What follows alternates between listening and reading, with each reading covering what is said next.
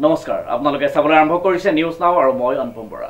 যোৰহাটৰ অজন্তা বাইপাছৰ সমীপৰ ৰাষ্ট্ৰীয় ঘাইপথৰ মাজত হঠাতে NSDCLৰ কৰ্তৃপক্ষই ৰাষ্ট্ৰীয় ঘাইপথৰ মাজত এক বৃহৎ গাঁত খন্দাত এগৰাকী যুৱতী পৰি গুৰুতৰভাৱে আঘাতপ্ৰাপ্ত হয়। নিউজ নাওৰ বিশেষ প্ৰতিবেদন। যোৰহাটত নিৰ্মীয়মান ৰাষ্ট্ৰীয় ঘাইপথ কিমান সুৰক্ষিত পথচাৰীৰ বাবে আৰু কিমান মানুহে প্ৰাণ দিব, কিমান মানুহ আঘাতপ্ৰাপ্ত হ'ব, এতিয়া এনেদৰে যোৰহাটবাসী ৰাইজে প্ৰশ্ন কৰিছে NHPC আৰু পথ নিৰ্মাণকাৰী ঠিকাদাৰসকললৈ। কাৰণ যোৱা নিশা এগৰাকী যুৱতী স্কুটি লৈ গৈ থাকোঁতে 37 নম্বৰ ৰাষ্ট্ৰীয় ঘাইপথৰ মাজত খান্দি থোৱা এটা ডাঙৰ গাঁতত পৰি গৈ গুৰুতৰভাৱে আঘাতপ্ৰাপ্ত হয়। এই ঘটনা সংঘটিত হৈছে যোৰহাট অজন্তা বাইপাছৰ ওচৰত। কাৰণ আপোনালোকৰ দ্বাৰা অন্তত মানে ৰাইজে গম পাওক যে NSDLে কেনেকুৱা ধৰণে কাম কৰিছে, কিমান বিসংগতিপূৰ্ণ কাম, কিমান আসোঁৱাহপূৰ্ণ কাম কৰিছে NSDLে।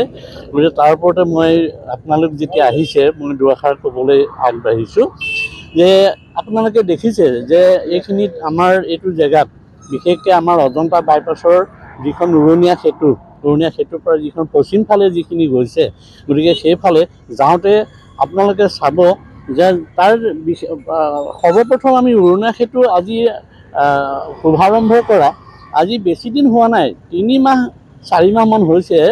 4 মাহ হওঁতেই আপোনালোকে দেখিব যে পশ্চিম ফালে যাওঁতে এটা আকৌ নতুনকৈ আকৌ খান্দিছে, যিটোৰ কাৰণে নেকি আপোনাৰ কালি এজনী ছোৱালী এক্সিডেণ্ট হৈছে আৰু তাত কোনো প্ৰতিবন্ধক মানে তাত কোনো সাংকেতিক চিহ্ন নাই যে সেইটো ৰাস্তাত যে সাংকেতিক চিহ্ন থাকিব লাগে তাত নাই, যাৰ ফলত এজনী ছোৱালী মানে মৃত্যুৰ মুখৰ পৰা তাই মানে বাচিছে। গতিকে এইটো এটা এক্সিডেণ্টটো হোৱাৰ পাছতহে সাংকেতিক চিহ্নৰ ব্যৱস্থা কৰিছে, তেওঁলোকে আগতেই কৰিব লাগিছিলে। আজি হয়তো সেই ব্যৱস্থাটো কৰা হ'লে আজি ছোৱালীজনী হয়তো সেই এক্সিডেণ্টটো সেই দুৰ্ঘটনাটো নহ'লেহেঁতেন। গতিকে মই এইটো কওঁ যে এইবিলাকেই হ'ল এটা মানে উদাহৰণ যে তেওঁলোকৰ যে যিটো থাকিব লাগিছিলে, যিটো বৈজ্ঞানিক পদ্ধতি থাকিব লাগে, বিজ্ঞানসন্মতভাৱে যিটো থাকিব লাগিছে সেইখিনি কিন্তু আমি দেখা পোৱা নাই।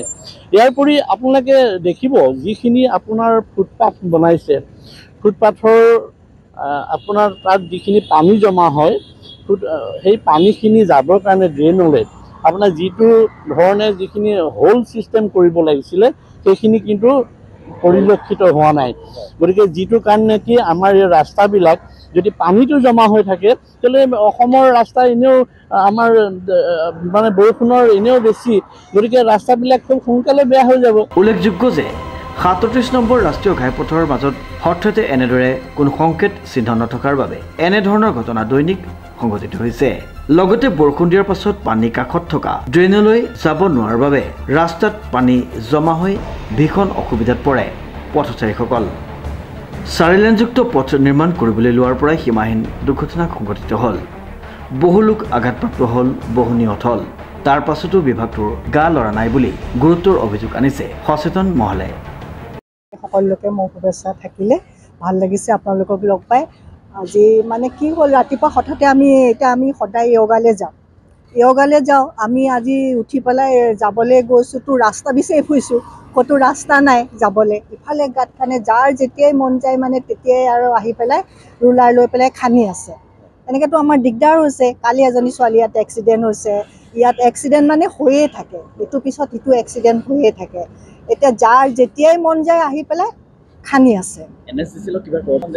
যেতিয়াই আমাৰ এতিয়া চবৰে দিগদাৰ হৈছে ন। এতিয়া আমি ঘৰৰ মুখতে যদিও আমাৰ বহুত প্ৰব্লেম হৈছে, আৰু এতিয়া য'ৰ ত'ৰ পৰা মানুহবিলাক আহিছে, আহি পেলাই হঠাতে যদি ৰাস্তাটো বন্ধ হৈ যায় মানুহতো বহুত প্ৰব্লেম হ'ব ন, বহুত প্ৰব্লেম হৈছে।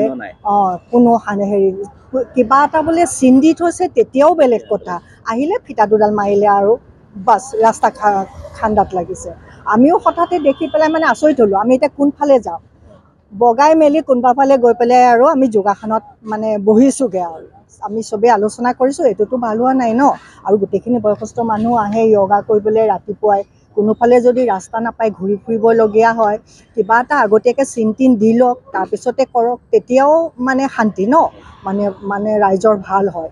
এতিয়া য'ৰ ত'ৰ পৰা আৰু গাড়ীবোৰ আহি পেলাই বাৰু ৰাস্তা বিচাৰি ফুৰিবলৈ কেনেকৈ হ'ব।